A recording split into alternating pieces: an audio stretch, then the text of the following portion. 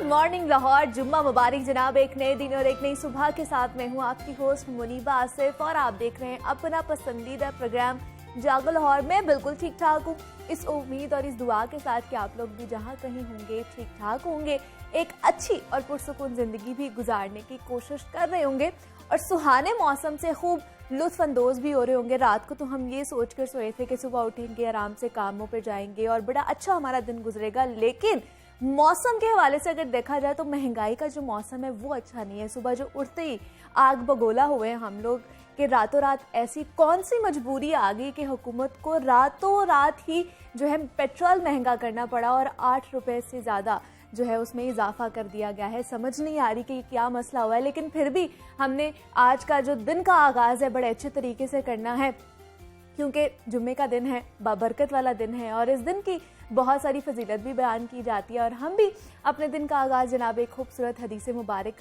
से ही कर लेते हैं। नबी अकरम सल्लल्लाहु अलैहि वसल्लम फरमाते हैं कि इंसान अपने अच्छे अखलाक की वजह से उन लोगों का मर्तबा पा लेता है जो रातों को इबादत करते हैं और दिन को रोज़ा रखते हैं। यानी इंसान का हुस्न अखलाक भी एक बेहतरीन ही इबादत है और हकीकत भी यही है कि जिस इंसान का अखलाक अच्छा होता है उसे दुनिया में भी इज़्ज़त मिलती है और आखिरत में भी वो इज़्ज़त का ही हकदार होता है। तो जनाब आप भी और हम भी ये कोशिश करें कि अपना अखलाक अच्छा रखें। रोज़मर्रा के मामलात में अगर कोई ऊंच नीच हो जाती है, क्योंकि एक जैसा वक्त नहीं रहता, तो उसे बर्दाश्त से काम लें, उसको दरगुजर करें और आगे बढ़ जाएं। तो इसी खूबसूरत पैगाम के साथ हमने भी आगे बढ़ना है। और खेल आजकल बहुत ज़्यादा मकबूल होते जा रहे हैं, वो फिर चाहे बड़े खेल खेलें या फिर बच्चे मोबाइल फ़ोन्स पर आजकल जो खेल खेल रहे हैं वो भी बहुत ज़्यादा मकबूल होते जा रहे हैं। तो इसलिए हमने सोचा कि क्यों ना बच्चों की सेहत के हवाले से बात की जाए, ख़ास तौर पर उनकी ज़हनी और जो नफ्सियाती सेहत के हवाले से क्यों ना कुछ बात हो जाए। क्योंकि कोरोना वबा के दौरान हमने देखा है कि लगने वाली जो पाबंदियां थी उसने हमारा तर्ज ज़िंदगी बिल्कुल ही बदल कर रख दिया है। हमारा और स्क्रीन का ताल्लुक कितना गहरा हो रहा है कि उससे हम अलग ही नहीं हो पा रहे। तालीमी इदारों पर लगने वाली भी पाबंदियों के बायस बच्चों में जो गैजेट्स और स्क्रीन के जो मोहताज होकर रह गए हैं बच्चे। पहले हम देखते थे कि बच्चे सिर्फ मखसूस औकात में टीवी देखा करते थे या फिर फ़ोन या टैबलेट वगैरह यूज़ करते थे, लेकिन अब उनकी जो निगाहें हैं मुसलसल स्क्रीन के सामने होती हैं या हाथ में उन लोगों ने टैबलेट पकड़ा होता है, जिससे किनारा कशी तकरीबन नामुमकिन ही नज़र आ रही है। तो आज के दौर में हमने खुद बच्चों के हाथों में स्क्रीन थमा दी हुई है और ऑनलाइन तालीम ने तो उसे हमारी मजबूरी ही बना दिया है कि हम चाहकर भी उसको पीछे नहीं हटा सकते। आज के बच्चे अपनी ज़िंदगी का बेशतर हिस्सा जो है इलेक्ट्रॉनिक डिवाइसेस में गुजारते हैं, जिससे ना सिर्फ उनकी बिनाई मुतासिर हो रही है बल्कि ज़्यादा स्क्रीन टाइम उनकी नफ्सियात पर भी असरअंदाज हो रहा है। ज़्यादा स्क्रीन टाइम बच्चों की ज़िंदगी पर क्या क्या असरात मुरतब करता है, इस पर हमने आज बात करनी। हमारे साथ इस वक्त मौजूद है माहिर नफ्सियात हैं सबाइना सलीम है। सबाइना, मैं आपको खुश आमदीद कहती हूँ जागो लाहौर में। कैसी हैं आप? थैंक यू, अल्हम्दुलिल्लाह और गुड। आप कैसी? मैं भी बिल्कुल ठीक ठाक। सबाइना, आज हम बात करने वाले बच्चों के हवाले से कि उनकी जो सेहत है, जिस्मानी सेहत तो इम्पॉर्टेंट है ही है, लेकिन उनकी जो मेंटली हेल्थ कह लें, मेंटल हेल्थ, वो भी बहुत ज़्यादा इंपॉर्टेंट है। लेकिन कोरोना के दौरान जिस तरह मैं बता रही थी कि बच्चों का स्क्रीन टाइम बहुत ज़्यादा बढ़ चुका है, वो चाहे छोटे बच्चे हों या फिर 10 साल से ऊपर के बच्चे हों, तो किस तरह कैटेगराइज्ड हमने करना है कि बच्चों को कौन सी कैटेगरी में कितना टाइम देना है या कौन सी एज में बच्चों को फ़ोन देना है हम लोगों ने?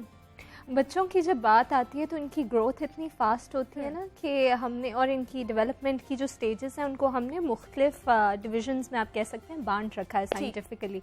तो जब बात आती है स्क्रीन टाइम की और स्क्रीन्स के एक्सपोजर की, तो जो बिल्कुल पैदाइश के वक्त जो बिल्कुल छोटा बच्चा होता है उससे लेकर 2 साल तक की जो उम्र है, उसके अंदर जो WHO की गाइडलाइंस हैं वो तो ये सजेस्ट करती हैं कि आपने बिल्कुल कोई स्क्रीन टाइम नहीं रखना 2 साल तक, 2 साल की उम्र तक। और 2 साल से 5 साल तक का जो उम्र का बच्चा है उनके लिए पूरे दिन में 1 घंटा सुपरवाइज्ड जो स्क्रीन टाइम है, this is what world health organization की जो आपके पास डायरेक्ट एक आती है ना, वो एक रिपोर्ट आप एक कह सकते हैं जो गाइडलाइन है रिसर्च के ऊपर मबनी, और वो 1 घंटा भी जो है वो देखकर सिलेक्ट करके कि आप कुछ एजुकेशनल उसके अंदर दिखाएं कि उनकी तालीम, एक तरबियत के हवाले से और सब। और सबसे जो इम्पोर्टेंट बात है उसके हवाले से वो ये कि इंगेजमेंट आप सुपरवाइज्ड हो, वो ऐसा ना हो कि बच्चा अपने उन पर एक चीज बस देख रहा है। लेकिन हम तो यहाँ पर सबाइना यही देख रहे हैं, मतलब 2 साल का बच्चा भी, जैसे आपने कहा कि उसको बिल्कुल भी नहीं स्क्रीन टाइम देना, उसके हाथ में नहीं होना चाहिए फोन, लेकिन 2 साल से कम बच्चे के हाथ में भी हम देख रहे होते हैं कि फोन है या गैजेट है, टैबलेट है, और वो पूरा दिन जो है वो पोइम्स देख रहा है। बिल्कुल, वो असल में हमारे यहाँ पे मैंने जो अपने एक ऑब्जर्व किया, जो हमारे पास अमूमन जो क्लाइंट्स भी आते हैं, तो बड़ा कॉमन एक हो गया है कि जैसे एक यहाँ पे एक कॉन्सेप्ट होता था ना कि वो माँ अगर बच्चे को रोकने के लिए वो एक पैसिफायर जिसको चूसनी भी कहते हैं वो दे देते थे, तो अब ये डिजिटल पैसिफायर्स का दौर आ गया है कि वो टैबलेट पे अपने पोइम लगा के दे दी। तो उस उम्र के बच्चों के लिए जो मिनिमम आप कह सकते हैं ना कि उन्होंने एक राह फरार या एक आपको दी या ऑल्टरनेटिव दिया हुआ, वो ये है कि अगर किसी बच्चे ने वीडियो कॉल पे किसी बड़े से या किसी से इंटरैक्ट करना है 2 साल से कम के लिए, तो वो एक मिनिमम चीज़ है, इससे ज़्यादा करने का वो आपको सजेस्ट नहीं करते। ठीक है, क्योंकि उससे प्रॉब्लम ये है ना कि ज़हनी नशोनुमा पर बहुत गहरा असर पड़ता है। और अगर आप जानना चाहें कि अच्छा किन किन लेवल्स पर, बिल्कुल ऐसे ही है, मतलब कि जो उसके सोशल स्किल्स और उसके बिहेवियर पे क्या असर होता है अगर इतने छोटे बच्चे को हम लोग गैजेट्स देना शुरू कर देते हैं। तो आई थिंक सबसे इम्पॉर्टेंट जो टेक्निकली जहाँ पे प्रॉब्लम आता है ना, वो 2 लेवल्स हैं। पहला लैंग्वेज डेवलपमेंट, ठीक, उस बच्चे की बात करने की सलाहियत, उस पर बहुत गहरा असर पड़ता है। ये रिसर्चर्स ने सजेस्ट किया कि जब एक बच्चे को आप बहुत छोटी उम्र में आप स्क्रीन टाइम आप उसका इंक्रीज कर देते हैं, तो उनका जो लैंग्वेज सीखने की सकत है वो कम हो जाती है। अच्छा, और उसकी रीज़न ये है कि अब देखें लैंग्वेज, अब आप और मैं बात कर रहे हैं तो मैं बात कर रही हूँ, आप सुन रही हैं, आप बात कर रही हैं तो मैं सुन रही हूँ, 2 वे रोड है ना। हाँ। जब आप किसी स्क्रीन के सामने ऐसे करते हैं तो फिर वो वन वे हो जाता है। तो बच्चा अब रिसीविंग एंड पे है, उसको बोलने की आदत नहीं है, तो वर्बल एक्सप्रेशन उसके बोलने का और इमोशनल एक्सप्रेशन दोनों पैसिव हो जाते हैं। ठीक है, तो इसी वजह से जो एक लैंग्वेज की डेवलपमेंट के जो अर्ली इयर्स हैं, जो आपकी 1 से 3 साल की जो एज है, 1.5 साल के बाद आपकी बहुत रैपिड लैंग्वेज डेवलपमेंट होती है। ओके, तो वो सब सफ़र करती। इसी वजह से आजकल हमारे यहाँ बहुत कॉमन हो गया है कि बच्चे देर से बोल रहे हैं। ऐसे बच्चे जिनके साथ पेरेंट्स की कोई इंटरेक्शन रही है, जहाँ पे आप बातचीत एक्टिवली माँ बाप या घर में जैसे बड़े बुजुर्ग होते हैं वो करते हैं, तो उनकी लैंग्वेज डेवलपमेंट जल्दी हो जाती है। एग्जैक्टली। दूसरी जो इम्पोर्टेंट चीज़ है वो क्रिटिकल थिंकिंग का एरिया है, क्रिएटिविटी का एरिया है। एक छोटा बच्चा होता है ना, उसकी क्यूरियोसिटी, उसकी दुनिया को एक्सप्लोर करने की जो सलाहियत होती है वो एक बड़े आदमी की निस्बत या औरत की निस्बत ज़्यादा होती है। और जब हम उनको बिल्कुल स्क्रीन की तरफ एक कर देते हैं, तो अब वो ये जो प्रिटेंड प्ले हम उसको कहते हैं कि जैसे गुड़िया से खेलना, इमेजिनेशन के जो प्लेस हैं उन सब में लिमिट हो जाता है। ठीक है, जिसकी वजह से आगे जब वो एक तो उनका इनपुट कम हो रहा है, फिर उनकी एंगेजमेंट कम है, ऐसे तो वो जो इमेजिनेशन, मतलब मुझे तो आज के बच्चों को ये लगता है देख के कि उनको पता ही नहीं है कि टॉयज के साथ भी खेलते हैं, कि टॉयज भी हैं, हमारी लाइफ का हिस्सा है कि नहीं है। एब्सोल्युटली, मतलब उनके पास पड़े भी होंगे तो उनको नहीं ध्यान होगा कि ये इनके साथ भी खेलना है, उनके पास सिर्फ उनका गैजेट होगा और वो उसके ऊपर खेल रहे होंगे। बिल्कुल, इसके अंदर ना ये चीज़ बहुत मैटर करती है कि जो गैजेट आपने उनके हाथ में दिया है वो कितना पोर्टेबल है। अगर आप उनके हाथ में फ़ोन या टैबलेट देते हैं जिसको उठा के वो कहीं पे भी लेके जा सकते हैं, तो फिर ये इफ़ेक्ट और भी ज़्यादा आएगा। और टीवी है जैसे, या कोई ऐसी चीज़ है जिसको वो अपनी बेसिस पे उठा नहीं सकते, हाँ, तो उसमें आप फिर भी लिमिट करना आसान। बिल्कुल ऐसे ही है। तो अब जैसे हम बात कर रहे थे कि बच्चे भी बोल नहीं पाते और उनको मोबाइल का पता होता है, मतलब उसका नाम नहीं उनको होता कि उन्होंने किस तरह लेना, लेकिन फ़ोन का पता है कि ये चाहिए। एक तो लिमिटाइज करना है हम लोगों ने उनको कि कितनी देर हम लोगों ने उनकी स्क्रीन टाइम रखनी है।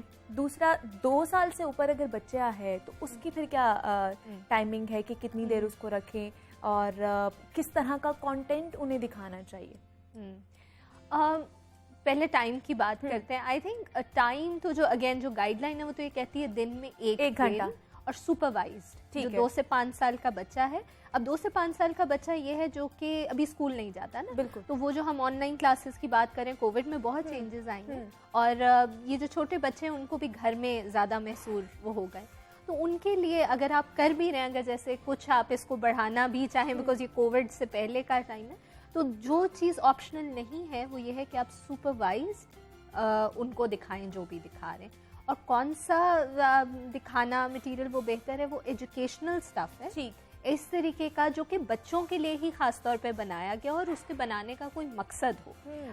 बाहर के मुल्कों में प्रैक्टिस बहुत कॉमन है कि पीजी रेटिंग आती है, किस उम्र के बच्चे को कौन सा कंटेंट देना है वो उस कंटेंट के साथ लिखा हुआ आता है। ठीक है, तो यहाँ पर भी हमें, मेरे मुताबिक तो हमें उसको बढ़ाने की ज़रूरत है, लेकिन आई थिंक पहले की निस्बत अवेयरनेस अब बेहतर है। लेकिन साथ ही साथ जो इम्पोर्टेंट चीज़ है वो ये कि माँ या बाप या जो भी कोई करीब का कोई ट्रस्टवर्दी पर्सन हो, उनको उसमें बच्चे के साथ गाइडेंस के लिए बैठना बहुत ज़रूरी है। ठीक है, कि वो बच्चा क्या देख रहा है, उसका मतलब क्या है, बच्चे से उसके दौरान बात करना, वो जो हम बात कर रहे थे ना कि आपस में बात करना इज़ नॉट सेकेंडरी, तो वो अगर आप करते रहें तो आप अगर थोड़ा बहुत इसको बढ़ा भी रहे हैं तो वो इतना फिर खतरनाक साबित नहीं हो सकता उनकी मेंटल हेल्थ के लिए। सबाइना, जिस तरह हम बात कर रहे थे बच्चों की सेहत के हवाले से, जब स्क्रीन टाइम बढ़ता जा रहा है मुसलसल, उनकी वजह से बच्चों का स्लीप पैटर्न भी ख़राब होता जा रहा है। मतलब पहले बच्चे जल्दी सो जाया करते थे, अपनी 8 या 10 घंटे की नींद मैक्सिमम लिया करते थे, अब वो भी नहीं हो रहा। इसकी वजह से भी मसले आ रहे हैं, वो क्या हो सकता है? देखिए, ये बड़ा एक नोन फैक्टर्स के बारे में पिछले कुछ सालों में बहुत एक्टिवली बात की गई कि बच्चे एडल्ट्स में इसके इतने नेगेटिव साइड इफ़ेक्ट्स हैं। अब तो चंद एक फ़ोन्स ने ब्लू लाइट फ़िल्टर भी इंट्रोड्यूस करा दिया। उसकी रीज़न ये है कि जो आपके ये फ़ोन्स और टैबलेट्स हैं, ख़ासतौर पे ये जो आपकी LED जो स्क्रीन्स हैं, उनके अंदर एक ब्लू लाइट का जो है एक आप कह सकते हैं कि एक वो इमिट करती हैं ब्लू लाइट। ठीक है, जिसकी वजह से जो आपका जहन का वो हिस्सा जो कि स्लीप प्रोड्यूस करता है, उसको SCN कहते हैं, वो स्लीप प्रोडक्शन में एक हार्मोन होता है मेलाटोनिन, उसकी जनरेशन को इनहिबिट करता है। मतलब कि मेलाटोनिन की प्रोडक्शन कम हो जाती है ब्लू लाइट फिल्टर की वजह से। ठीक है, उसकी अब होता यह है कि एक बच्चे का या जो एक दिमाग है वो ये रीड कर रहा है कि बाहर दिन का वक्त है, दिन के वक्त में ये दिमाग इस तरीके से डिजाइन है ना कि दिन के वक्त में आपको नींद कम आएगी और गहरी नहीं आएगी। बिल्कुल, रात के वक्त में मैक्सिमम प्रोडक्शन ऑफ स्लीप होगी। लेकिन हम जब एक्सेसिवली ये स्क्रीन्स को यूज़ करते हैं तो आपका जहन को एक वो डॉज होता है, एंड दैट इज़ वाई वो स्लीप प्रोड्यूस नहीं कर पाता। तो इसी वजह से एक एज ए जनरल सजेशन ये चीज़ कही गई है बारहा कि सोने से कुछ घंटे पहले जो है आप स्क्रीन टाइम को मिनिमाइज करें। ठीक है, और ये जो एक बड़ी आदत मैं देखती हूँ बढ़ रही है वो ये कि फ़ोन को बेड में लेके जाना, उससे गुरेज। तो बच्चों के साथ तो ख़ास तौर पे देखिए एक बड़ी प्यारी एक्टिविटी होती थी हमारे बचपन में, आई थिंक हम सभी ने उसको अच्छे से एक्सपीरियंस किया, वो होता है बेड टाइम में आप रीडिंग करते हैं। बिल्कुल ऐसे ही है, माँ या बाप और वो जो बच्चे का जो एक बड़ा स्टोरी सुना रहे होते हैं, बुक से स्टोरी टेलिंग बुक्स होती हैं या वैसे ही कुछ सुना रहे होते हैं ताकि बच्चा सो जाए। अब अगर बच्चे ने सोना है तो यहाँ तो पॉइंट्स लगी होनी चाहिए, आपके फ़ोन पे आपके कान के पास होना चाहिए, तब जाके बच्चे को नींद आती है। तो वो फिर नींद किस तरह आएगी और अच्छी नींद किस तरह आएगी? दूसरा, हम देख रहे हैं कि बच्चों की याददाश्त का प्रॉब्लम भी होता जा रहा है कि मेमोरी लॉस होती जा रही है, भूल जाते हैं चीज़ें, वो भी इसी वजह से है, स्क्रीन टाइम की वजह से। बिल्कुल है, और इसका ताल्लुक ना इतना मेमोरी से नहीं है, उसका प्रॉब्लम ज़्यादा अटेंशन स्पैन से। अच्छा, ये जो शोज़ और जो बच्चों के लिए अमूमन जब ये टीवी देखते हैं, बच्चे की जो अटेंशन होती है ना वो बड़ी जल्दी कैप्चर हो जाती है। बच्चा चूँकि नेचुरली क्यूरियस होता है, तो जब वो अटेंशन वहाँ कैप्चर हो गई तो इर्द गिर्द में जो चीज़ें चल रही हैं बच्चा अब उसको एग्जैक्टली वैसे रिस्पॉन्ड नहीं करता। अच्छा, साथ ही साथ एक और चीज़ भी है कि रीइंफोर्समेंट्स है ना हमारी इन्वायरमेंट में, बच्चा नेचुरली मॉडल करता है बिहेवियर को जो कि उसके बड़े इर्द गिर्द कर रहे हैं। और ये बड़ी एक इंटरेस्टिंग एक ऑब्जर्वेशन है कि मैंने कई पेरेंट्स को इस बारे में कंप्लेंट करते हुए बात करते हुए देखा, हमारे बच्चे जो है स्क्रीन टाइम बहुत हो गया है, स्क्रीन बहुत यूज़ करते हैं, लेकिन खुद के स्क्रीन टाइम को वो मॉनिटर नहीं कर रहे। तो we have to lead by example. अगर एक पर्सन इस बारे में परेशान है कि वो उनका बच्चा कम यूज़ करे तो वो खुद भी उनको उस चीज़ पे बिल्कुल ऐसे ही है। घर से ही एक मॉडल शुरू होता है, माँ बाप को देखकर ही बच्चे सीख रहे होते हैं। तो बच्चों के साथ साथ माँ बाप को भी अपनी हैबिट जो है वो चेंज करने की ज़रूरत है। सबाइना सलीम हमारे साथ मौजूद थी, माहिर नफ्सियात है। सबाइना, बहुत शुक्रिया आपके वक्त का, आप यहाँ पर आई हैं और बड़ी अच्छा हमारे ये डिस्कशन रही है बच्चों के हवाले से। Thank you so much for your time. और जनाब, कुछ चीज़ें हैं जो सबाइना ने हमें बताई हैं, मेरे ख्याल से आप लोग भी उसके ऊपर अमल दरामद करें और बच्चों की नफ्सियात के हवाले से ज़्यादा से ज़्यादा इन्फॉर्मेशन हासिल करने की कोशिश करें। मज़ीद भी आपसे बात करेंगे, आप वक्त एक छोटी सी ब्रेक का, मिलते हैं इस ब्रेक के बाद।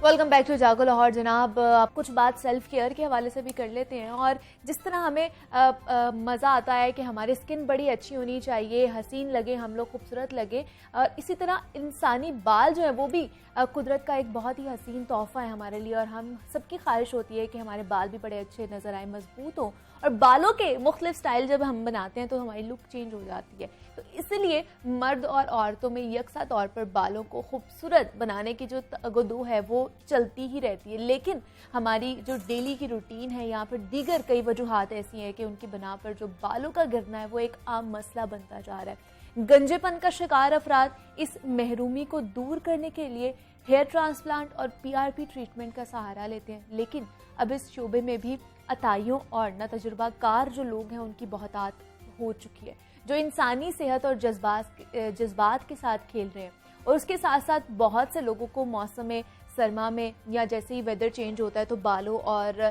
स्किन पे खुश्की होना शुरू हो जाती है। तो इस मसले से कैसे छुटकारा हम लोग पा सकते हैं, बालों की केयर किस तरह करनी चाहिए, PRP और जो हेयर ट्रांसप्लांट करवाते हैं उनको किन किन चीज़ों का ख्याल रखना चाहिए, इस पर हमने बात करनी है। इस वक्त हमारे साथ मौजूद हैं डॉक्टर सरफराज मुगल हैं, एस्थेटिक एक्सपर्ट हैं। डॉक्टर सरफराज, आपको खुश आमदीद कहती हूँ जागो लाहौर में। कैसे हैं आप?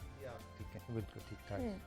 डॉक्टर सरफराज, बालों का मसला जो है वो दिन ब दिन बढ़ता जा रहा है कि बाल एक तो कम होते जा रहे हैं, झड़ते जा रहे हैं, दूसरा बहुत ही ज़्यादा कमज़ोर होते जा रहे हैं। तो ट्रीटमेंट से पहले मैं ये पूछना चाहूँगी वजूहात क्या हैं कि इतने कमज़ोर क्यों बाल होते जा रहे हैं हमारे? अच्छा, आप सबसे पहले तो आपने बड़ा अच्छा इशू डिस्कस किया, ये कॉमन प्रॉब्लम बहुत ज़्यादा है आजकल। अच्छा, इसकी वजह 2-3 हम हिस्सों में डिवाइड करते हैं। ठीक है। नंबर 1, कुछ डिजीज़ हैं जिसमें ये एयर फॉल शुरू होता है, और कुछ ऐसी हमारी इंटरनल प्रॉब्लम्स हैं जिसमें एयर फॉल का प्रॉब्लम शुरू होता है, और कुछ हमारे एक्सटर्नल फैक्टर्स हैं। जैसे एक्सटर्नल फैक्टर में आप जो है स्किन में एलर्जी होगी, फंगस इन्फेक्शन हो गया, अच्छा। तो आपके एयर फॉल का बायस बनेगा, एयर थिनिंग होगी। टर्नली हम देखें तो उसमें जिस तरह मैंने डिजीज़ का जिक्र किया, उसमें थायराइड डिसफंक्शन है। ओके, और इसके साथ विटामिन D की डेफिशिएंसी है। ठीक। पैराटिन, जिसको हम आम सेंस में कहते हैं कि आयरन डेफिशिएंसी है, वो फैक्टर्स हैं। और कुछ हमारी रूटीन की लिविंग हैबिट्स हैं, जैसे लेट सोना, लेट खाना, ठीक है, इर्रेगुलर ईटिंग हैबिट्स, और फिर जो हम ईटिंग कर रहे हैं वो भी हेल्दी नहीं है। एग्जैक्टली, हाँ। और जंक फूड हमारा बहुत ज़्यादा है। जंक फूड में वो जो फ्राई करते हैं, अगर हम पीछे जाएं उसकी तरफ, तो वो एक ऑयल में 10 दफ़ा फ्राई करते हैं। तो प्रैक्टिकली स्पीकिंग वो ऑयल 3 से 4 दफ़ा ज़्यादा नहीं इस्तेमाल करना चाहिए। तो उसमें कुछ ऐसे केमिकल बनते हैं जो हमारी जनरल हेल्थ को वीक करते हैं। ठीक है। और अल्टीमेटली वो हमारे हेयर फॉल में भी प्रॉब्लम करते हैं, उसका बायस बनते हैं। ठीक है।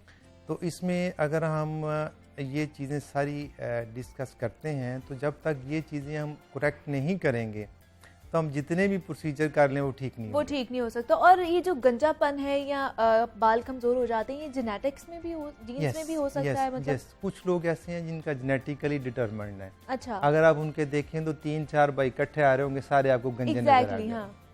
मतलब ये जीन्स में भी ट्रांसफर हो सकता है, और बहुत ज़्यादा हद तक जो है चांसेस हैं।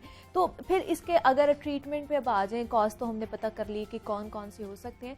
ट्रीटमेंट आजकल मार्केट में बहुत ज़्यादा आ चुकी हैं, कौन सा ट्रीटमेंट किसके लिए हमें कराना चाहिए?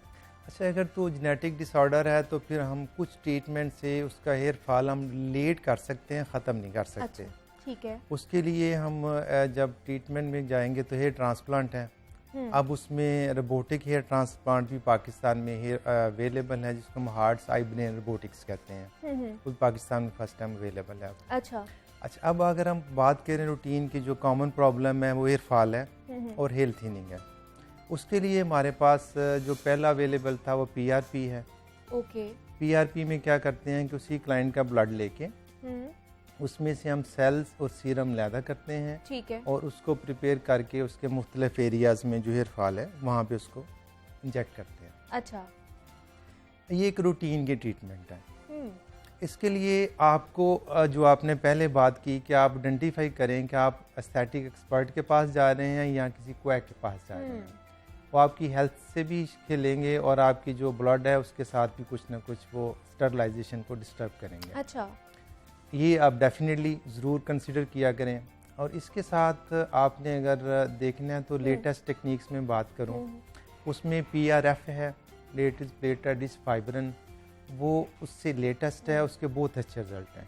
इसके आगे हम बात करें प्लेटा रिच ग्रोथ फैक्टर्स हैं, जो उसके खास एरिया होता है जो हमारे हेयर फॉल को रोकता है, हम वो ही लैदा कर लेते हैं। अच्छा, तो उसके रिजल्ट बहुत अच्छे हैं। अब इसमें फर्दर बात करें तो इसमें मीजोथेरापीज है, ठीक है, वो हम लोकल एरिया में इंजेक्ट करते हैं, तो वो डायरेक्ट हेयर फॉलिकल की ग्रोथ को बेहतर करते हैं, हेयर फॉल को रोकते हैं और जो हेयर की थिनिंग है उसको बेहतर करते हैं, और इवन कि हेयर का जो टेक्सचर है वो भी बेहतर होता है, वो भी बेहतर हो जाता है। लेकिन डॉक्टर साहब, जो लोग अभी फुल गंजे नहीं हुए या फिर अभी जिनके थिन है, बहुत ज़्यादा थिन है या गंजेपन की तरफ जा रहे हैं, वो फिर क्या करें? मतलब वो थेरेपीज़ की तरफ चले जाएं, PRP की तरफ चले जाएं, या घर में रूटीन अपनी ऐसी कर लें या टोटके कर लें जिसकी वजह से वो उनके बाल झड़ने रुक जाएं? अच्छा, इसमें एक तो मेडिकल ट्रीटमेंट है, हम एड्रेस करेंगे, अगर उनका फंगस है वो बेहतर करेंगे, अगर डैंड्रफ बार बार सिकरी आ रही है उसको बेहतर करेंगे, उनका फूड इनटेक जिसमें स्पेशली फ्लूइड्स हैं, पानी है, फ्रेश जूस है, वो ज़रूर लें, जो डिब्बे का जूस है वो ना लें। ओके, ठीक है जी। फिर इसके अलावा अपनी डाइट में जो अवेलेबल फ्रेश फ्रूट्स हैं वो ज़रूर ऐड करें, वेजिटेबल्स हैं वो ज़रूर ऐड करें, और अपनी लाइफ में जो जंक फूड है, बर्गर, पिज़्ज़ा, ये ज़रूर माइनस करें। अच्छा, स्लीप को बेहतर करें और रेगुलर करें। ये तो वो है जो आपकी नॉर्मल रूटीन, इसको हम कहते हैं लाइफ मॉडिफिकेशन, ठीक है, वो आपने करनी है। तो ट्रीटमेंट्स में बड़ा अच्छा किया कि अगर जिनका भी पूरा बाल्डनेस नहीं आई तो उसके लिए एक नई ट्रीटमेंट है जिसको हम कहते हैं रीजनरा। ओके, उसमें हम क्या करते हैं कि पेशेंट के ही स्पेशल एरिया से स्किन, हेयर और फैट लेके उसके हम स्पेशल स्टेम सेल तैयार करते हैं और वो उसको इंजेक्ट करते हैं। वो साल में 1 से 2.5 साल तक वो ट्रीटमेंट इफेक्टिव होता है, और वो आपका हेयर फॉल भी बेहतर करता है, इवन कि रोकता है। अच्छा, और जो आपके बाल गिर चुके हैं उसको रीग्रो भी करता है। तो PRP की तरफ अगर आ जाएं तो वो आजकल, जैसे मैं पहले भी बात करी थी, कि बहुत ज़्यादा मकबूल होता जा रहा है। हर कोई, वो चाहे मर्द हो या फिर ख़वातीन हो, इस साइड पर जा रही हैं अपने बालों को बचाने के लिए। उसके कितने सेशंस होने चाहिए? उसके कोई साइड इफ़ेक्ट है कि नहीं है? मतलब कितनी देर ड्यूरेशन उसकी होनी चाहिए अगर हम सेशंस ले रहे हैं? एग्जैक्टली ये डिपेंड करता है कि उस पेशेंट का हेयर फॉल कितना है। ओके, यूजुअली मंथली एक सेशन होता है, अच्छा, और डिपेंड करता है कि उसको से कितना ट्रीटमेंट में फ़र्क आता है। अगर वो ठीक है तो 2 माह के बाद एक करवा लिया, फिर उसको मेंटेनेंस थेरेपी हम कहते हैं, 3 माह के बाद एक लिया, साथ लाइफ मॉडिफिकेशन किया आपने, और साथ आपने उसको बता दिया कि ये प्रोसीजर चलेगा। डाइट अच्छी करें, उसकी जो विटामिन D है वो उसको करेक्ट करें, तो उसका फिर सेशन लेट होता जाएगा। अच्छा, और लेकिन ये ज़रूर कंसिडर करें, जो आपने साइड इफ़ेक्ट पूछे, ऐसा साइड इफ़ेक्ट कोई नहीं, क्योंकि आपका ही ब्लड है, उसी को हम इंजेक्ट करने हैं। ठीक है, प्रोसीजर से रिलेटेड साइड इफ़ेक्ट हो सकते हैं, को अनएक्सपीरियंस्ड लोग हैं, वो मेडिकल के लोग नहीं हैं, अताई हैं, को बैठे हुए हैं, तो वो आपको सिरिंज के ज़रिए इन्फेक्शन दे सकते हैं, हेपेटाइटिस का कर सकते हैं, और HIV, बहुत सारी चीज़ें हो सकती हैं। अगर उन्होंने वो उस एरिया पे इंजेक्ट कर दिया जहाँ नीचे ब्लड वेसल्स हैं, उनको पता ही नहीं है एक चीज़ कैसे करते हैं, तो फिर ऑब्वियसली उसके साइड इफेक्ट्स होंगे। वो प्रोसीजर से रिलेटेड होंगे, ऐसा PRP का इटसेल्फ कोई साइड इफेक्ट नहीं है। ठीक है। और दूसरा, कौन से एज ग्रुप से स्टार्ट करना चाहिए अगर PRP की तरफ जा रहे हैं करवाने के लिए? कोई एज लिमिट होनी चाहिए? मतलब कुछ लोग हैं अर्ली 30s में भी करा रहे हैं, कोई मिड 20s में भी करा रहे हैं, तो कौन सा एज ग्रुप ज़्यादा अच्छा है? अच्छा, यूजुअली पहले हम 10 साल पीछे चले जाएं तो बच्चों में हेयर फॉल नहीं था, टीन एज में। अब अगर हम देखते हैं टीन एज में 15-16 साल में आपको डार्क सर्कल भी मिलते हैं, रिंकल्स भी मिल रहे हैं, हेयर फॉल भी है, थिनिंग भी है, और उसमें फिर हम 16 के बाद भी शुरू कर सकते हैं। ओके, वो डिपेंड करता है कि उसकी कंडीशन क्या है, फिर हम उसको इन्वेस्टिगेट करते हैं कि इस एज में इसका क्यों हेयर फॉल है। जब तक हम उसकी जो प्रॉब्लम है लेबल नहीं करेंगे तो उसका ट्रीटमेंट का फ़र्क नहीं आएगा। ऐसे ही है। तो इसलिए हम यही कहते हैं कि आप अपनी टीन एज में अपनी रूटीन एडजस्ट करें। हम इसको थोड़ा सा अगर आगे लेके चलें तो इसमें हम ट्रीटमेंट लेके आ रहे हैं जिसको हम anti ageing and regenerative treatments कहते हैं। अभी पाकिस्तान में नई नई शुरू हो रही हैं। ठीक है। तो उसमें आपकी बॉडी को भी रिजुविनेट करते हैं और एयर फॉल को भी रिजुविनेट करते हैं। उसमें जो मैं रिजनरा की बात कर रहा था, उससे आगे एक ट्रीटमेंट है जिसको हम स्टेम सेल थेरेपी कहते हैं। ठीक है। उसमें हम क्या करते हैं कि उसी क्लाइंट की मुख्तलिफ बॉडी एरिया से, बैली से, थाई से हम फैट लेते हैं, उसके स्पेशल तरीके से प्रोसेस करके उसके स्टेम सेल तैयार करते हैं। फिर उसी के अंदर फेस में ज़रूरत है वहाँ यूज़ कर सकते हैं, आइज़ में यूज़ कर सकते हैं, और एयर फॉल के लिए भी यूज़ करते हैं। तो उससे वो जो आपके बाल जो कि ख़त्म हो गए हुए हैं, एयर फॉलिकल जिसमें थोड़ा बहुत रेमिनेंट्स हैं, वो भी रीग्रो करते हैं, और वो 2-3 साल बाद एक स्टेम सेल ट्रीटमेंट लेनी पड़ती है। और इसकी प्राइस रेंज क्या है? मतलब क्या आदमियों के लिए अलग से उसकी प्राइस रेंज होती है बालों का टेक्सचर देखकर, मतलब देखना, और औरतों के लिए, और मिनिमम से मैक्सिमम कहाँ तक चली जाती है अगर पीआरपी की बात करें? अच्छा, ये अपना लोग क्या है, इसमें बहुत सारे नॉन प्रोफेशनल लोग भी आ गए हैं जो इवन की मेडिकल फील्ड के भी नहीं है। अच्छा। वो 2-4 जगह से ट्रेनिंग ली, ऐसे करके वो काम, इवन कि वो 2000 भी कर रहे हैं पीआरपी। लेकिन एक्चुअल अगर आप करें, उसके सारे स्टैंडर्ड्स पूरे करें, एक अलग स्टरलाइज्ड इंडिविजुअल किट आती है, अगर हम वो यूज़ करें तो वो किट ही 15-16 हज़ार की है। प्रोसीजर करते आपके सेंटर के चार्जेस मुलाम लो कि 25,000 तक भी है। नहीं, हम रेंज कर सकते हैं 2,000 से लेके 25-30 हज़ार तक, अगर आपने उसको टॉप क्लास आपने क्वालिटी का काम लेना है। ठीक है। इसमें जो एक नई ट्रीटमेंट मैं ऐड करूँगा प्रोसीजर्स में ही, वो माइक्रो नीडलिंग की है। ओके। माइक्रो नीडलिंग में हम क्या करते हैं कि जो बाल्ड एरिया है उसके अंदर माइक्रो नीडल से छोटे छोटे होल बनाते हैं। ठीक है। जहाँ से जब ब्लड ऊज करता है तो उसकी ऊजिंग में ही ग्रोथ फैक्टर आ जाते हैं, और उसकी वजह से आपके जो हेयर फॉल है वो बहुत अच्छा हो जाता है। माइक्रो नीडलिंग को हम ऐड कर सकते हैं मेसोथेरेपी के साथ, और साथ हम ऐड कर सकते हैं उसकी PRF। अच्छा। तो उससे आपकी टेक्सचर भी, आपके बालों की ग्लो भी, और आपका हेयर फॉल भी वो बहुत बेहतर हो जाता है। और ट्रीटमेंट के कितनी देर बाद, मतलब कितने अरसे बाद जो है बाल आना शुरू हो जाते हैं, ये अच्छे वाले बाल? अच्छे वाले 5-6 बल्कि आप कह लें कि 1 वीक आप फील करते हैं कि नहीं, आपको लोग बताते हैं कि आप बालों में ख्याल कर रही हैं। अच्छा। यस, वो आपको खुद फील होता है, ऐसे फील करके नहीं, इसका टेक्सचर बेहतर है, मोटे हो रहे हैं बाल, या उनका टेक्सचर जो है वो चेंज होता जा रहा है। चेंज होता जा रहा है। तो फिर आफ्टर पीआरपी, आफ्टर जो हेयर ट्रांसप्लांट कराते हैं, ये अलग चीज़ है, हेयर ट्रांसप्लांट और पीआरपी अलग है। लेकिन अगर पीआरपी के बाद फिर क्या हमारी रूटीन होनी चाहिए? बालों में ऑयलिंग करनी चाहिए, शैम्पू किस तरह का यूज़ करना चाहिए, बाकी चीज़ें क्या होनी चाहिए? अच्छा, ये भी बड़ा अच्छा क्वेश्चन है आपका। ये डिपेंड करेगा कि आपने उस पेशेंट के साथ क्या प्रॉब्लम आ रहे हैं, वहीं आपने सिस्टेमिक उसकी करेक्शन करनी है। ठीक है। और साथ आपने लोकल जो एरिया है उसकी ट्रीटमेंट करनी है। वो डिपेंड करता है कि उसमें जो है डैंड्रफ तो नहीं है, फंगल इन्फेक्शन तो नहीं, उस साथ साथ आपने ट्रीट करना है। ठीक है। तो उसमें आप मेंटेनेंस थेरेपी दे सकते हैं। अगर उसका हेयर फॉल बेहतर हो गया है, मंथली कर लें, 3 माह बाद कर लें, डिपेंड पर कि उसका रिजल्ट कैसा आता है। ठीक है। वो हार्ड एंड फास्ट नहीं है कि आपने महीने बाद ज़रूर करनी है। जैसे उसका अच्छा रिस्पॉन्स आएगा, आपने फिर अकॉर्डिंगली क्लाइंट टू क्लाइंट उसका डिसीजन करना। ठीक है। दूसरा डॉक्टर सरफराज, अब तो बात होगी बालों के हवाले से, स्किन की भी अगर बात कर ली जाए तो एंटी एजिंग और ये जितने भी आज जैसे आप प्रॉब्लम्स बता रहे थे, इस हवाले से भी बहुत सारे फेशियल्स भी आ चुके हैं मार्केट में, पता नहीं कौन कौन सी चीज़ें आ चुकी हैं मार्केट में, उनके वाले से बताइए। फेस को हम किस तरह अपना अच्छा बना सकते हैं, देन हमारी जो स्किन है उसको हम किस तरह रिफ्रेश कर सकते हैं? अच्छा, मौसम के हिसाब से बड़ा अच्छा क्वेश्चन आपका। अगेन उसमें बातें वही हैं कि आपने अपनी जो इनटेक है उसको बेहतर करना है। इसको हम कहते हैं मेटाबॉलिक सिंड्रोम, कि हम जितना जंक फूड खा रहे हैं, साथ हम उसके खा रहे हैं केचप।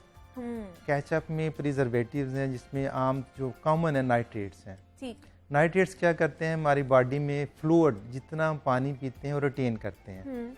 जब रिटेन करेंगे तो आपकी बॉडी थोड़ी सी मोटापे की तरफ आएगी। अब जितने आप देखें बर्गर यूज़र हैं या पिज़्ज़ा, वो सारे थोड़े से बल्कि नजर आएंगे। एग्जैक्टली, ओबेसिटी का शिकार हो जाता है।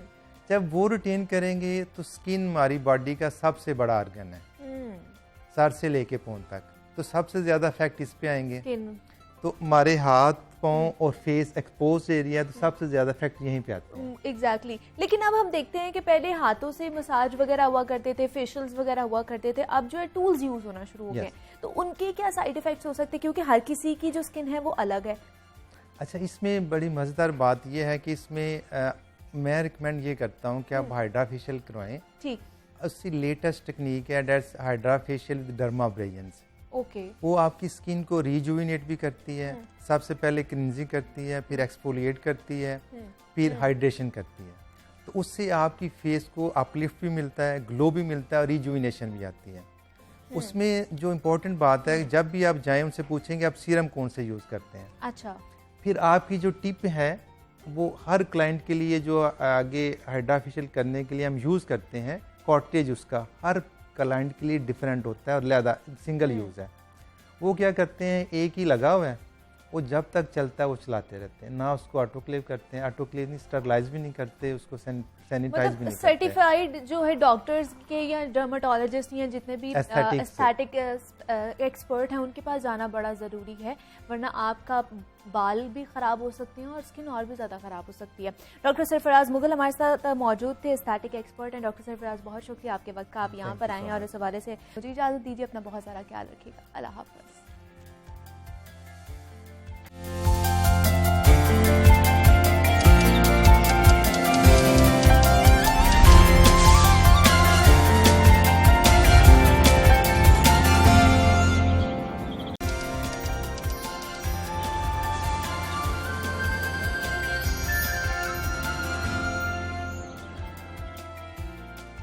वेलकम बैक टू जागो लाहौर। जनाब, ब्रेक से हम वापस आ चुके हैं। मजीद भी हमने बात करनी है, लेकिन पेट्रोल महंगा हो चुका है और ये जो पेट्रोल की वजह से एक और भी मसला जो है वो हर बंदे का मसला बनता जा रहा है, वो मसला है महंगाई का।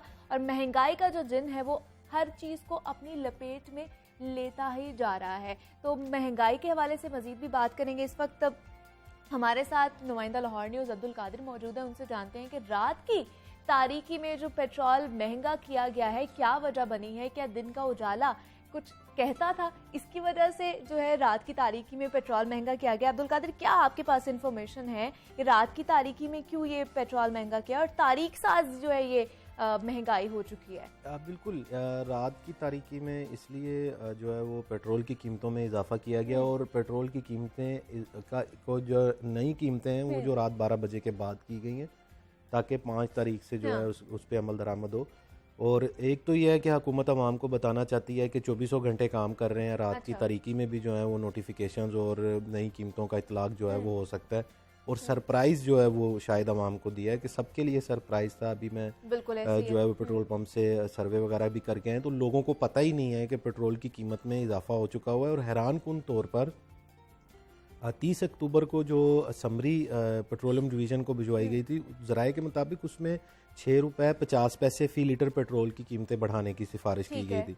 जो सिफारिशी है वो 6 रुपये 50 पैसे फ़ी लीटर बढ़ाने की जो मतलब वो कम पैसों की कर रहे हैं सिफारिश। बिल्कुल। और जो बढ़ाया गया वो 8 रुपये 3 पैसे फ़ी लीटर का जो है वो इजाफा किया गया। इसी तरह डीजल की कीमत में भी यही किया गया है कि डीजल की कीमत 8 रुपये बढ़ाने के लिए हुकूमत ने जो समरी है हुकूमत को भिजवाई गई थी, लेकिन हुकूमत ने 8 रुपये 14 पैसे फ़ी लीटर का इजाफा किया गया। और पेट्रोल जो है वो इस वक्त, जिसे डीज़ल और पेट्रोल इसे अवामी फ्यूल कहा जाता है, मिट्टी का तेल और लाइट स्पीड डीजल जो है ये तो देहातों में या जो रूरल एरिया है वहाँ पे इस्तेमाल होता है, ट्रैक्टर्स और पीटर इंजन वगैरह में।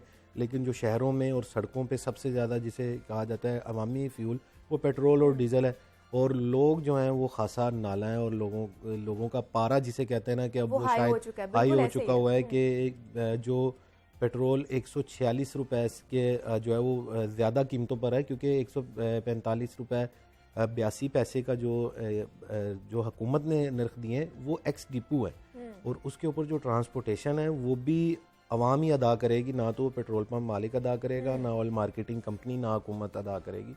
और 146 रुपये 45 पैसे और 146 रुपये 70 पैसे तक शहर में जो है वो पेट्रोल फरोख्त किया जा रहा है। और डीजल की भी सूरत हाल यही है, पेट्रोल महंगा हुआ है। अब लोग जो है गाड़ियों वाले मेरे ख्याल में मोटरसाइकिल और मोटरसाइकिल वाले भी मेरे ख्याल से अब क्योंकि वो भी बढ़ती जा रही है उसकी भी कीमतें, वो भी मेरे ख्याल से साइकिल पे ही आने वाले, क्योंकि जो मुतवस्सित तबका है और ख़ास तौर पर नौजवान और स्टूडेंट्स के लिए समझा जाता है कि जो मोटरसाइकिल है एक आसान सी सवारी है या फिर सस्ती सवारी है, लेकिन अब ये भी जो है वो महंगी कर दी गई है, ये भी सस्ती नहीं दिखी।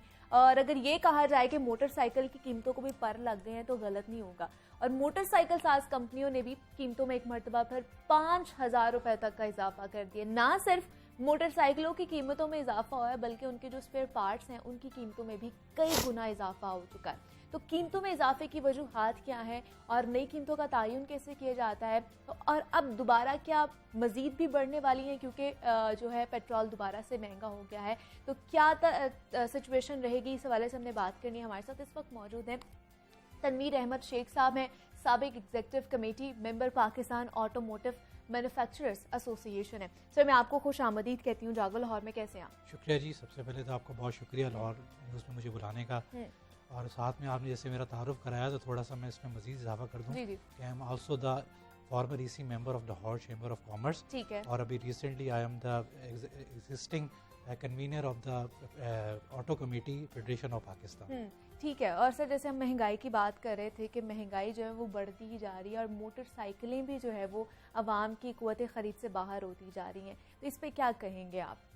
देखें, मुझे याद है कि रिसेंटली आज से कोई 1 साल पहले मैं इसी प्रोग्राम में भी आया था, और इस वक्त भी यही इशू था कि कीमतें बढ़ी थी मोटरसाइकिलों की, और आज भी बढ़ रही हैं। लेकिन मैं इसमें थोड़ा सा आपको कंपैरिजन देना चाहता हूँ, वो ये है कि इसमें एक डायनामिक्स जो है ना बड़े डिफरेंट हैं। शायद ये समझा जा रहा है कि ये मोटरसाइकिल कंपनीज को कार्टेल बनाकर और ये प्राइस को इंक्रीज़ कर रहे हैं या इनमें कोई उनकी मोनोपोली होती जा रही है, लेकिन इसके बारक्स जो पिक्चर है वो ये है कि लास्ट टाइम जब मैं आपके पास आया तो उस वक्त स्टील की प्राइस 130 रुपए पर किलो थी। अच्छा। जो कि आज 100% बढ़कर 241 रुपीज़ पर केजी पे चली गई है।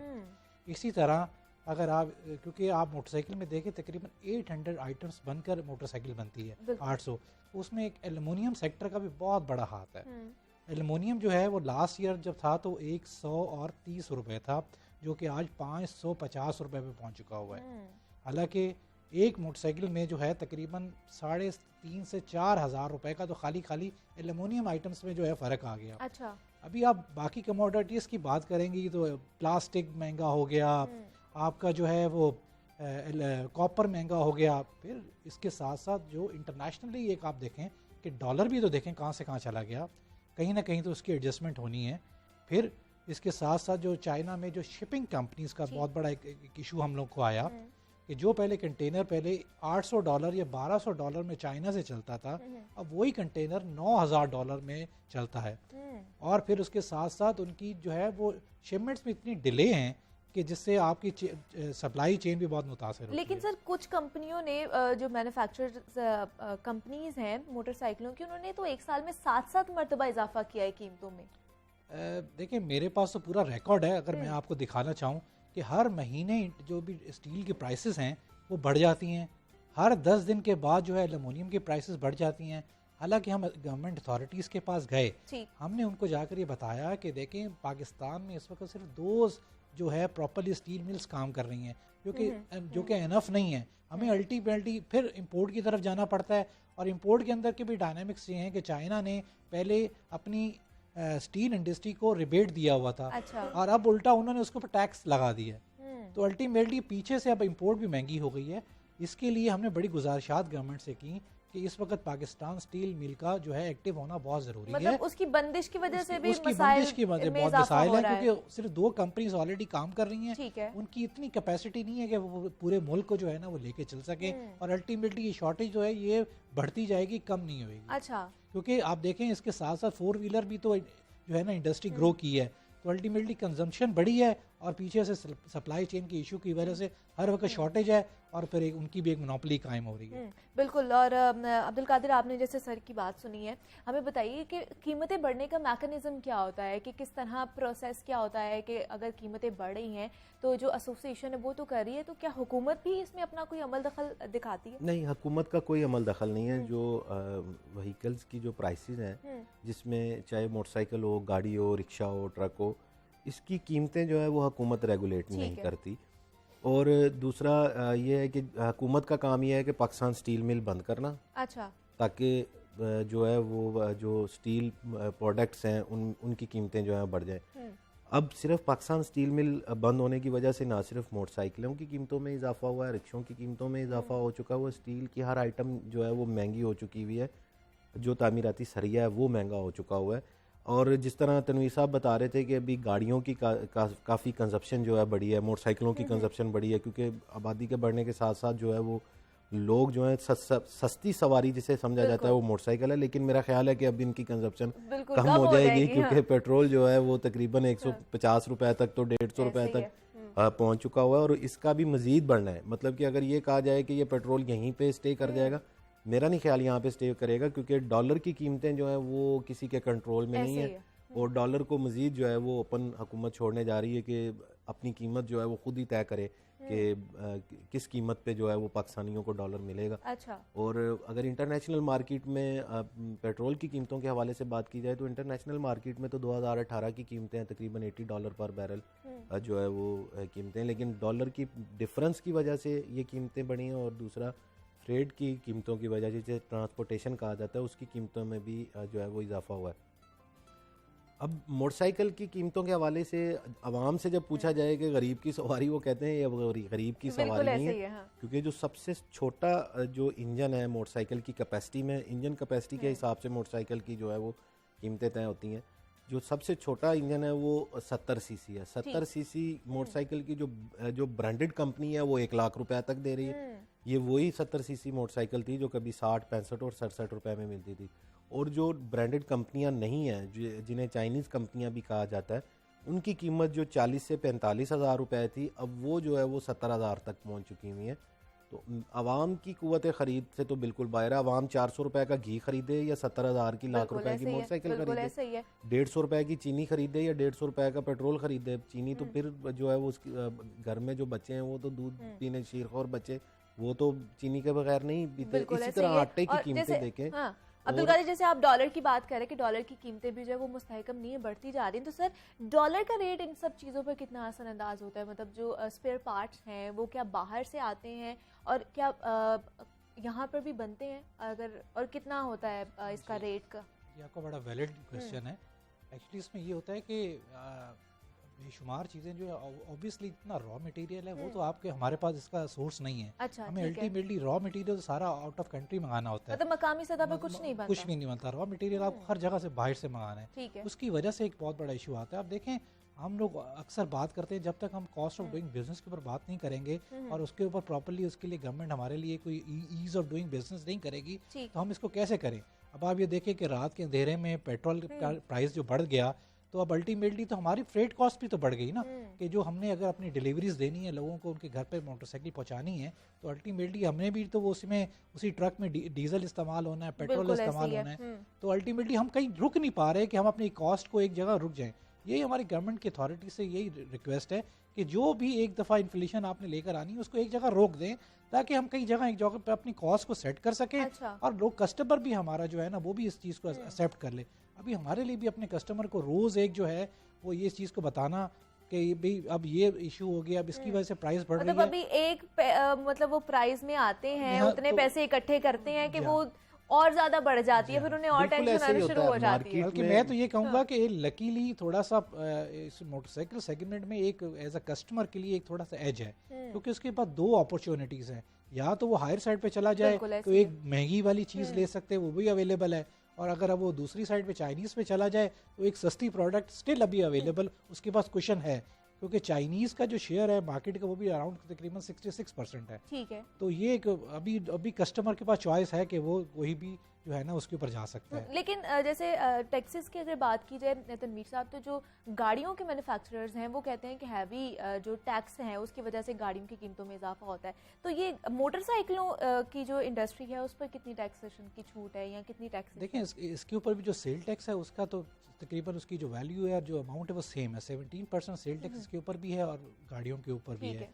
तो अल्टीमेटली इसका कोई टैक्स से पे तो कोई रिलीफ नहीं, हालांकि ये गरीब की सवारी थी, इसके ऊपर गवर्नमेंट को चाहिए था कि इसके ऊपर रिलीफ देती, टैक्स पे रिलीफ देती, बल्कि अभी गवर्नमेंट ने नया प्रोग्राम कामयाब जवान स्कीम लेकर आए, तो ये तो गरीब की सवारी थी, इसमें गवर्नमेंट को चाहिए था कि इसको भी उसमें इनरोल करती और ये सस्ते उसके मार्कअप के ऊपर लोगों को ये देती, ताकि जो है ये आजकल तो अब तो नेसेसिटी ऑफ लाइफ हो गया है। आप देख रहे हैं कि इस वक्त किसी भी जगह पे कितनी फूड चेन्स आ रही हैं और सब चीज़ें चाहिए, सबको जो है सोर्स सिर्फ यही बाइक है, तो इस पर गवर्नमेंट को चाहिए कि रिलीफ दे ताकि गरीब को ये चीज़ है वो सस्ती मिल सके। अच्छा, इसमें रिलीफ की बात तो ये है कि पहले क्योंकि हम भी कॉलेजेस और यूनिवर्सिटीज़ में जब से जा रहे हैं तो मोटरसाइकिल ही एक सवारी रही है जो साथ रहा है, जिसका पहले मोटरसाइकिल की कीमतें जो है वो साल बाद बढ़ा करती थी और बड़ा शोर मच जाया करता था कि यार मोटरसाइकिल महंगी हो गई है, 70 महंगी हो गई है, या नौजवानों का एक पसंदीदा मोटरसाइकिल 125 सीसी जो, क्योंकि वो 125 सीसी उसका इंजन थोड़ा जो है वो हैवी है,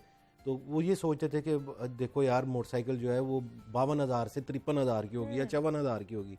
अब तो मोटरसाइकिल की कीमतों का जो डीलर्स हैं उन्हें पता नहीं होता, जो रिसेंटली अब कीमत बढ़ी है इस पे डीलर को फ़ोन किया और मैंने पूछा उससे कि आप कीमतें बढ़ गई हो, कहता है भाई मैं अभी घर पे हूँ, अच्छा। मैंने मोबाइल नहीं देखा, मेरा नहीं ख्याल बढ़ी होंगी, लेकिन जैसे ही उसने 5 मिनट बाद कॉल की और बड़े अफसुर्दा और एक परेशानी की आवाज़ में उसने कहा कि यार कीमतें बढ़ गई हैं, और इससे जो इम्पैक्ट आया वो सिर्फ आवाम के ऊपर नहीं आया, इसका जो इम्पैक्ट है, इसका जो बिजनेस इम्पैक्ट है वो बड़ा ख़तरनाक है, क्योंकि पहले जो 50,000 की एक अगर 70 सीसी मोटरसाइकिल थी और एक डीलर ने 10 मोटरसाइकिल्स बुक की हुई थी तो उसको 5 लाख रुपया जो है उसका कैपिटल था।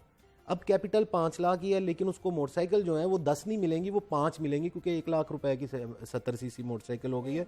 अब उसकी अर्निंग भी जो है उसके ऊपर भी अफेक्ट आया है, उसकी जो बिजनेस है उस पर भी अफेक्ट आया, और कैपिटल जो है वो तो मुसलसल सुकड़ता जा रहा है लोगों का, और लोगों की कुव्वत खरीद की ये सूरत हाल है कि इस बार जब कीमतें बढ़ी थी तो एक फैमिली मोटरसाइकिल नहीं लेने के लिए आई थी, लेकिन वो फैसला ये हुआ कि पिछले 3 माह से जब भी लेने आते हैं 3,000 4,000 बढ़ जाते हैं, अब जो है वो पुरानी मोटरसाइकिल ले लेते हैं और बाकी जो पैसे बच गए हैं उससे चीनी आटा दाल जो है वो घर का बाकी जो खर्च पूरा चीजें हैं करें। उनको पूरा कर लेते हैं। तनवीर साहब, प्रॉफिट मार्जिन के हवाले से हमें बताइएगा, वो कितना होता है? क्या जो मैन्युफैक्चरर्स होते हैं अपना प्रॉफिट मार्जिन बरकरार रखने के लिए सारा बोझ खरीदार पर तो नहीं डाल देते? देखिए, अभी मैं मदनी साहब की बात को थोड़ा सा इसको एक सेकंड करूंगा कि एक उन्होंने बड़ा ज़बरदस्त एक पॉइंट रेज किया कि जो है जो वर्किंग कैपिटल है उसमें बड़ा फ़र्क आ गया है कि लेट्स सपोज कि लास्ट जब एक कंपनी अपनी इन्वेस्टमेंट करती थी तो उसके पास कैश जो उसके पास कैपिटल होता था वो 38,000 के हिसाब से वो अपने आप को लेके चल रही होती थी। आज उसी को मैन्युफैक्चरिंग करने में उसकी कॉस्ट ऑफ डूइंग बिजनेस बढ़ गया है, अब वही उसी के लिए आपको 60,000 रुपये चाहिए, तो अल्टीमेटली सेल्स भी इसके ऊपर बहुत असरअंदाज होगी। जिस तरह की हम लोगों ने अपनी फैक्ट्रीज में एक्सपेंशंस की हुई हैं उसके लिहाज से जो हमने लेबर फोर्स रखी हुई है, जो इंफ्रास्ट्रक्चर है, तो अल्टीमेटली अगर सेल्स ड्रॉप होंगी तो हमारी तो कॉस्ट और बढ़ जाएगी। कि हमें जाहिर बात है कि अगर हम एक मंथ में अगर एक 15,000 मोटरसाइकिल्स बना रहे हैं और अगर हम उसको सेल्स के ड्रॉप होने के बाद 10,000 में चले जाएं तो अल्टीमेटली हमारी कॉस्ट बढ़ेगी। ऐसे ही है, ठीक है, और फिर हमें अल्टीमेटली और इसके लिए भी वर्किंग कैपिटल को भी और लेके चलना है, तो अल्टीमेटली ये इस वक्त जो है ना वो हमारे बस से भी बाहर हो गया है इसको कंट्रोल करना कि अनटिल अनलेस कि ये कई जगह प्राइस रुके फिर बैठकर हम अपनी प्रॉपर्ली नई कॉस्टिंग करें। प्राइस जो है वो नहीं रुक सकती जब तक exactly. पाकिस्तान स्टील मिल जो है वो नहीं चलेगी, या तो प्राइवेट सेक्टर या निजी सेक्टर की जो प्रोडक्शन कैपेसिटी है वो इस काबिल हो कि जो डिमांड है उसे पूरा कर सके। जब तक डिमांड, और देखें डिमांड एंड सप्लाई का जो मैकेनिज्म वो ये है कि अगर आपको 1,000 टन स्टील चाहिए और आप जो पैदावार है वो भी 1,000 टन कर रहे हैं, तो ये डिमांड एंड सप्लाई में गैप है। जब तक आप उसे 1,500 टन पे या 2,000 टन पे नहीं लेके जाएंगे वो डिमांड एंड सप्लाई का मैकेनिज्म बेहतर नहीं होगा, कीमतें नीचे नहीं आएंगी, क्योंकि जितनी ज़्यादा पैदावार होगी जो उसका जो प्रॉफिट मार्जिन है वो भी कम करने के लिए जो मैन्युफैक्चरर है वो मैन्युफैक्चरर कम करने के लिए तैयार होगा। पाकिस्तान स्टील मिल बंद कर दी है, लोगों के घरों की छतें जो हैं वो महंगी हो चुकी हुई हैं। अब तो वो पहले कहा करते थे कि आरसीसी लेंटर जो है वो अमीर लोग डालते हैं और जो टीआर गार्डर है वो गरीब लोग डालते हैं। अब टीआर गार्डर जो है वो महंगा हो गया। बिल्कुल, मतलब हर चीज जो है वो महंगी होती जा रही है। मेरे ख्याल से पेट्रोल जैसे आज बढ़ गया है तो मोटरसाइकिलों की कीमतें भी दोबारा बढ़ेंगी, इसमें भी हमें कोई रिलीफ नहीं मिलने वाला है। ये कह मैं तो इसमें एक चीज़ का ऐड आपको एक और कर दूं आखिरी बात में कि इसमें सबसे बड़ा एक और भी फैक्टर आने वाला है जो कि आम पब्लिक को नहीं पता, जो मैं आपको इसमें बता दूं उसमें ये है कि चाइना साइड पे, चूँकि आपको पता है हमारी जो चाइनीज़ मोटरसाइकिल काफ़ी चीज़ें चाइना से भी आ रही हैं, तो चाइना में भी इस वक्त चूँकि इलेक्ट्रिसिटी का बहुत बड़ा एक इशू आ गया है और उसकी वजह से इंडस्ट्रीज़ जो है वहाँ पर सिर्फ उनको अलाउ कर रहे हैं कि वो सिर्फ हफ्ते में 3 दिन चलें।